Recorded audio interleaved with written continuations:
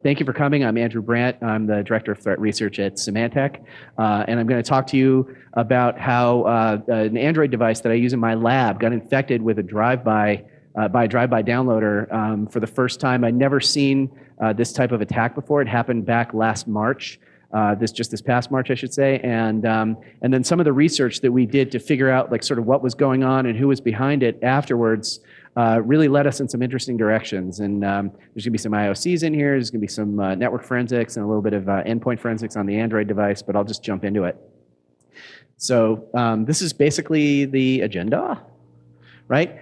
So everything I do in my lab, which I run out of my home, is recorded. So I've got a bunch of virtual machines, but also a bunch of bare metal devices, and they're all the network traffic for these is all recorded on a gizmo that we sell, which I'm not going to get into right now, but just know that it's a full fidelity packet capture system that's very similar to one that you may have heard of. And in addition to the regular HTTP and other kinds of traffic that it can record and then reconstruct artifacts out of, it also, there's this other gizmo that's shown on the picture here called SSL Visibility Appliance, and it's basically a box that does man-in-the-middle SSL decryption on a very large scale. And then in addition to that, I have some wireless access points that all these devices connect to so that they're going through this piece of the network that is basically tapped. So this is one of my victim devices. It is a non-explosive Samsung Galaxy Tab 2. It was released about 4 years ago, and I bought this one at Costco for a couple $100. And Samsung, in their ultimate wisdom, has never issued a firmware update for this device. So its original firmware was Android 4.1, and the most recent version of CyanogenMod, which is a third-party Android that you can flash onto the device, is 4.22. So that's what's on the device today. When I do my testing, I usually use the stock browser app and not the Chrome that's available on the Play Store, just more vulnerable. We all know that there's a lot of vulnerabilities in Android. It has the man-in-the-middle certificates that are generated by the SSL decryption box. You have to install those, otherwise you can't do any of the certificate re-signing that it does. And it has a bunch of random apps. Basically, I want it to look like a real machine that people use so that when it gets infected, it doesn't just look like a stock device. So let's talk about what happened. So we have this mailing list that now, as you know, Symantec recently acquired Blue Coat, so I'm from the Blue Coat side of things. Blue Coat has this huge database of malicious and suspicious URLs and domains and IP addresses. Their reputation service is pretty much as awesome as it gets. And out of that system, there's a bunch of automation that kind of trolls around through the queries that the Blue Coat customers send into us in terms of looking up domains that are not rated or are not yet rated in the proxies on various customer networks. And then out of that comes this email that I get every single morning called Popular Site Monitor. And really what it's popular is kind of a euphemism. Basically, it means these are the sites that are generating the most traffic as referrers to bad things that we see. And so there's usually top 10, top 20 list of domains and where they're referring to. And I like to just drive machines right into those. So originally what happened was I got this list, and I will run down the list of sites and just type them in one by one into the browser and then tell the thing to go off to it. In this case, the very first one that I did pops up this screen that you can see here where it says, update now, please read, do not turn off or reboot your phone during update, please try again later. And I see this kind of stuff periodically, and there's a lot of attacks that target Android that are, they're either rogue antivirus or other things that basically like try to, these AV scams that we see today too, and tech support scams do a lot of this, where they'll pop up a full screen window to kind of make you think that you're looking at another app, but actually this was not the browser. So it pops this thing, and then the next thing that happens is, hold on, everyone, it's the cyber police. You've been caught looking at porn. And you can thank me now, but there was a really disgusting picture on this screen, and I have blocked it out. The white space at the bottom contains something really, really gross. And it says, attention, your device has been locked. Reasons indicated below. And then you can see here at the bottom, it actually has like some geolocation off of the GeoIP. It has the name of the device, and it also had the version of the OS that was running. All of this stuff, by the way, passed in the user agent string whenever a URL is queried. So typically, when we see attacks that target mobile devices, a lot of these attacks will, generally speaking, either deep link to something on the market, right? And they'll point you. They'll either pop a window open in Play Store that basically takes you to a page where it wants you to download something, or it might just initiate a download, which you then have to run. Either case, you then have to go through the normal installation process in Android where you click the install button after looking at the long list of permissions that look really sketchy.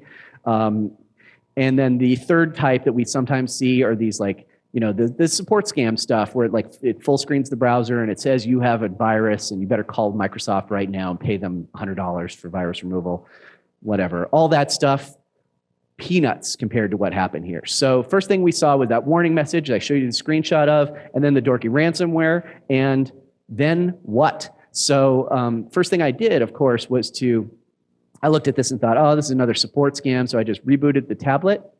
No, it came right back. So as soon as I did the login swipe on the screen, it basically came back. So I knew this was something different, right? Made me look at bad pictures. And it was telling me stuff like, there are activities that have been undertaken on this device that have been suspected to have violated of legal norms, a list of which is available below. There was a lot of information, actually, including a personal note from Jay Johnson, the head of the Department of Homeland Security. Thus, our performance is absolutely legal. Secretary of the Department of Homeland Security, Jay Johnson. Right. Gotcha. I love when this kind of stuff happens, because this is like, you guys just owned the wrong guy.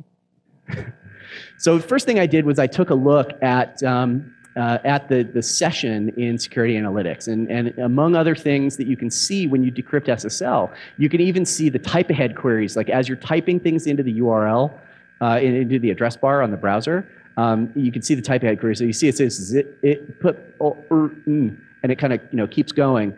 The next thing you see is the actual session of when it loaded the bad stuff. So I will break this down a little further in a minute, but what you can see is that most of the hostile traffic during this attack came from this one URL, directbalancejs.com. And you can see from in the type column, there was a couple of different kinds of file types that were submitted, that were uploaded into the tablet during the attack. So also during this attack, there was some redirection that was happening around a bunch of different URLs, including this image tums.js. I don't really know why this string tums came up, but it seems like it might, and there's several URLs that have this string in the URL, and so I'm thinking that maybe it was just a Russian guy who just doesn't understand TH. He was trying to say, it's trying to make it look like a thumbnail site. So the first thing that happened was there was this exploit that was delivered to the device. Now, I'm not an expert on exploits, and I did not know what it was. All I know was the effect of it was that at the end, this application was running on the device. It started up at boot time. It was installed as root on a device that was not rooted. So somehow it had managed to gain root on the device and install itself so that it was the first thing to start up before even you could get to the home page. Right, here's slices of that. And what you can see from some of these strings that give you a little hint as to what's going on is there's a reference to XSL transform. And then there's some source code there of the actual exploit. The next thing that happened was that a bad Linux ELF application was delivered, right? So there's this file called module.so that came down, and when we actually looked at it, look, there's the ELF headers right there in the file. And a couple of AV engines, ESET and Tencent, identified it as something called Android Exploit Towel. So, okay, well, that's kind of interesting. So there was one exploit and then a second exploit. And then the third thing was the ransomware. And the ransomware was delivered during a HTTP post response. So the infected device looks like it got this Linux ELF application installed on it. And then it did an HTTP post to directbalance.js. And then in the response was this APK. It was it was not the raw APK, it was like an APK with some header bytes at the very top, but you can see it says net.prospectus. And that turns out to have been the internal name of the ransomware. So looking at that, the last thing that it did was it did another post to the same site, and the post source said go to final.js !track equals, and then there was a UUID that string that it posted. And the coolest thing about this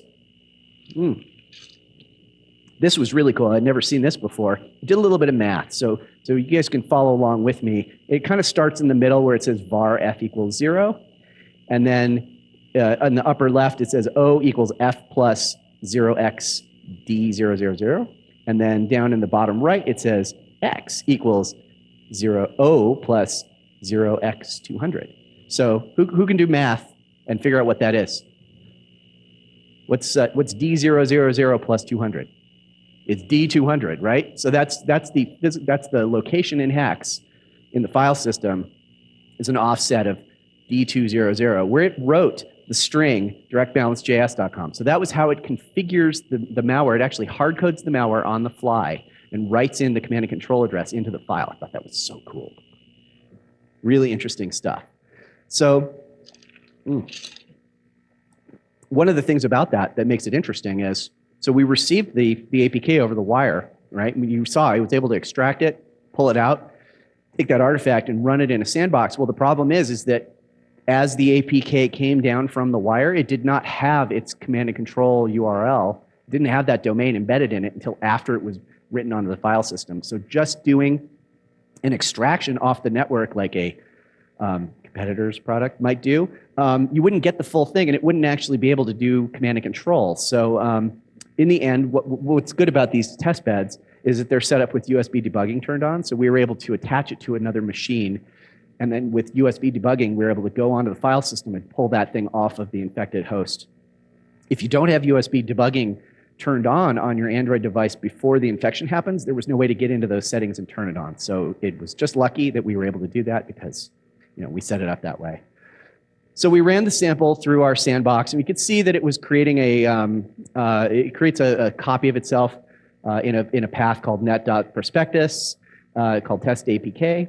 And then when our malware toolbox, our sandbox, runs it, it generates sort of like all of these heuristic detections of like bad stuff happening. And one or two of these things you might kind of expect, but then this combination, this number of different bad things, taken in the context of what happened, it's generally pants on fire time. All right. So we now know we've got the sample, we've got some information about its the internal name, the external name, where it came from. We want to expand the search. So one of the things that that Blue Coat has in its bailiwick is a really awesome reputation service for its URLs. So looking back at the security analytics piece of it, we kind of tear apart the whole session as it happened. And what we discovered is that there was this porn site loaded, and then what happened was there were two parallel tracks of one of which was a fake set of ad calls, or made to look like a bunch of ad calls, and the other was the actual ad calls that the porn site normally would load when you open the page. And so all of the things that are sort of inside of where the arrow is are the normal ones, but then those gaps between the arrows where they're pointing to, that was our parallel ad call track. And so what you see here is that it started with a call to puhtml.com, to a machine on that domain, then down to terraclicks.com, then down to pimpsure.com, and then paypop7.acquisition.pw, and then imagetumsjs.com, and then eventually directbalancejs.com. So all those six domains were all involved in a redirection chain all the way down until it finally led to the exploits and the malware being delivered. All those six domains were hosted on 4 different IPs, 2 of which were in the same subnet, and you can see it was just 2 numbers apart on the same IP range. So definitely some interesting stuff there. So we have this tool that the research team uses. This is not something that's available to customers, but we just call it the billiard room. And it was written by one of our analysts, Waylon Grange, who's a super, super smart guy, comes out of the intelligence community. And like, what it does is it synthesizes all of the data that we receive about URL reputation and history from all of the different log collection systems that we have in our research network. So we do things like keep track. We have history going back almost 15 years of some domains and like what their historical connection was to bad stuff happening. So the cool thing about this is you can just put in a couple of inputs like the domain names or the IP addresses, and then stuff will start branching out of that about what we know about these things, like where have they been hosted, who's the registrant, what is the AS where the thing has been hosted, where has it been registered, and through what registrar is the DNS being done. So as you run this, it initially kind of pops up, and it's this really cool animation. I wish I could show it to you because you have to be on a fast connection to make it actually work, and I can't do that here. But it is really cool to watch it because it's like these bubbles will pop out and then float around and gravitationally kind of repel each other so that they're visible. And so initially what I did was I just stuck, this is TeraClicks, right there in the center of that little cluster is TeraClicks. And the longer I let it run, the bigger the map gets to kind of show you the connections of stuff. And one of the things that's, let me jump back one slide here. So some of these icons that are worth noting is the ones that are radiation symbols are malware samples that we know are bad, like they've actually been detonated in the lab and we have a copy of them. When there's a red arrow coming out of the malware, it means it was talking to this place. And when there's a sort of yellow arrow coming towards the malware, it means that was the machine that was serving the malware. So when you look at like, a map like this, you can start to see those red arrows going back and forth, and you can tell that this is a pretty bad neighborhood on the internet, as well as these. So these double helixes, the ones that are in orange, those are what we call machine DNA, and that is. We do a lot of passive scanning of these machines after we get kind of requests about them, and we fingerprint the various characteristics of the server headers and other things that we know about these machines, and they get kind of concatenated into this one value called the DNA value. And so when you see multiple machines that share the same DNA, it basically means it's like running the same server code, the same version, like a lot of the same headers and HTTP response headers and stuff like that. So the shared DNA is a pretty strong indicator of even in otherwise unrelated machines that you can't tell are the same, that they're running the same code.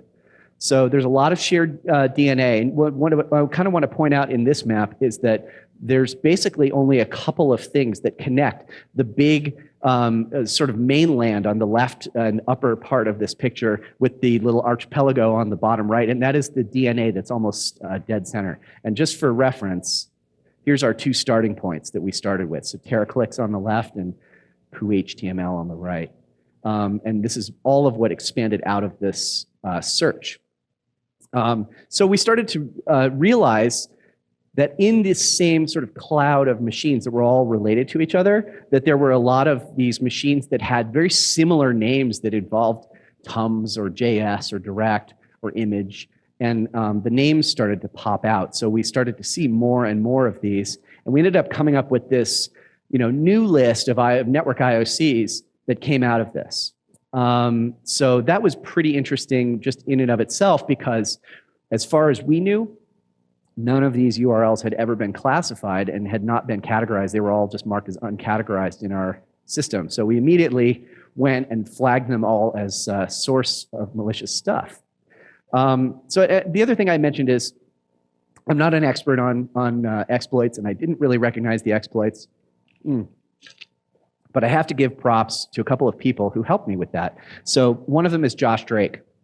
So he works for a company called Zimperium, and he does a lot of work with exploits on mobile devices.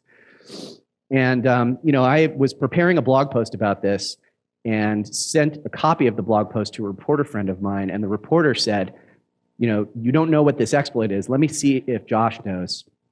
So he put the two of us together, and Josh immediately could tell that the exploit that delivered the ELF to the device was one of the leaked exploits that was leaked from the Hacking Team. So that group of guys who created basically a business in selling their services, writing malware for governments and sort of state-sponsored actors, they got breached last year in a wholly unceremonious way, and basically their entire data set was released out onto the wild. Well, this was the first time that we had ever seen someone weaponize one of the exploits, and the one that they weaponized in this case was that libxls transformer, libxlst exploit that was part of the package. The other exploit, which we had a hint about, where it said Android exploit towel, is something called Towelroot. So that was actually a publicly disclosed, well-known exploit that was used specifically for these Android KitKat and earlier devices to allow users to root their own device. So when we found this out, we realized, okay, well, this is pretty serious now, because now you've got people who have the capacity to, well, at least they were able to use copy and paste and weaponize something that had been leaked and turn it into something, legitimately dangerous, and basically render anything that was in that vulnerable range of devices vulnerable, and suspect, they were then at that point able to load malware onto it. So we wanted to figure out, well, how long has this been going on? So, and it's worth mentioning that, like, yeah, we took apart that ELF that they had sent up, and yes, it was using Towelroot as its exploit, but it also had some encoded strings in it for doing command and control. And when we de-encoded those strings using XOR, and yeah, I guess that's one that I got to just try every single time now, you ended up with these strings that showed you the exact headers that we saw that matched the pattern that we saw of the post-infection beaconing. So in this case, what we understood was that when it did that HTTP post of report at the end of the infection, that was basically an indication that the infection was successful. And we used that as our sort of our guideline going back into the logs to figure out, okay, so who got infected? First of all, who was attacked by these? What types of devices were attacked? When were they successful was based on this, use of this post data. Right? So in the 60 days before we discovered it, we searched back even further, we saw that there were 7 different Android versions that had been targeted by this thing, and there had been about 76 cases of successful infection after it, meaning that we saw that post of /report at the end of the string of URIs. Most of the victims were in the US, but there was a whole range of international victims and affecting a bunch of different language settings and other things in their devices, and that there were more attacks than there were successes, and I mean that's a given, right? That in general there's going to be some failures, and really, like, what we noticed is that they were trying really hard. So we started looking back in those logs to see what happened. So the earliest time we saw these URLs being queried and that using these same URI strings that followed this pattern was back October 2015. So just about a year ago, this started happening, and it was very experimental at first and happening on a very limited number of machines. After that, but it only took 3 days after they started doing it until they had their first success. So on Halloween 2015, their very first success was this machine in Canada that got infected. And there was a little bit of improvement over time, right? So that first machine that was infected was running Android 4.1.2. And then, and again, we were able to understand what versions of Android were being infected because you can see the user agents in our logs. You don't get the full traffic like you can with security analytics, but in our logs, we can see the UAs. So we're looking at the UAs during the infections to sort of understand what it is that they're doing. So first there was 4.1.2, then a week later they got 4.2.2 and 4.4.4, and then a few days after that, you can see, like, incrementally they started infecting more and more different versions of Android, right? So in the end, we saw 224 unique user agent strings that indicated different makes, models of phones, versions of Android, et cetera, and probably somewhere over north of 500 infections during this time. Just now, again, this is just in the October until March timeframe.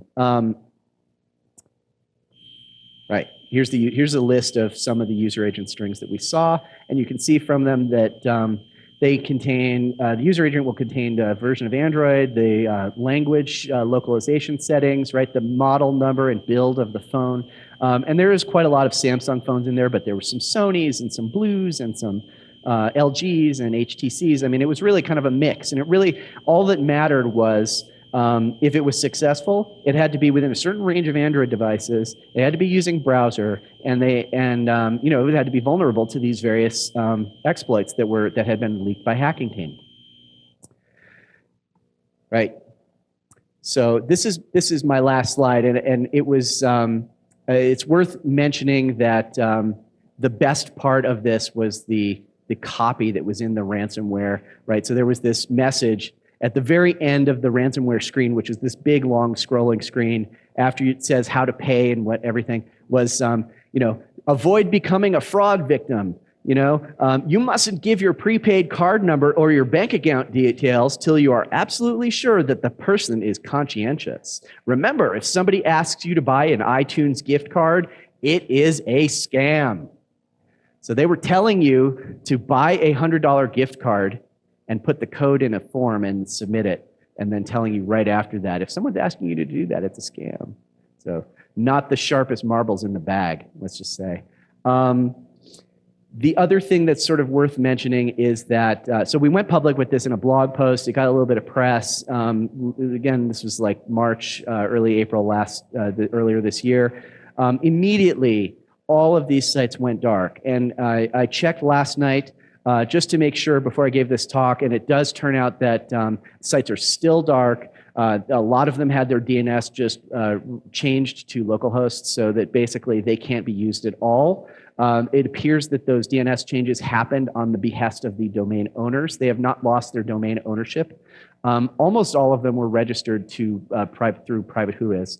So there's no way to really identify who was behind it, but we did identify one non-private registered domain that was kind of connected to this whole network of stuff, and it does appear that that registration email was tied to a bunch of other things that was in that list of IOCs that we posted up on the screen. Subsequently, now we're integrating with Symantec, and we now have more connections with their network. The other new piece of information that has come out since this talk was put together is that it looks like the owners of those domains and that network that they were on are connected to the Carburp family of banking malware. So they're a Russian banking malware gang that does this, really mainly attacking Windows. But they're a pretty sophisticated group, and they have a long connection to the various exploit kits that are out there for Windows.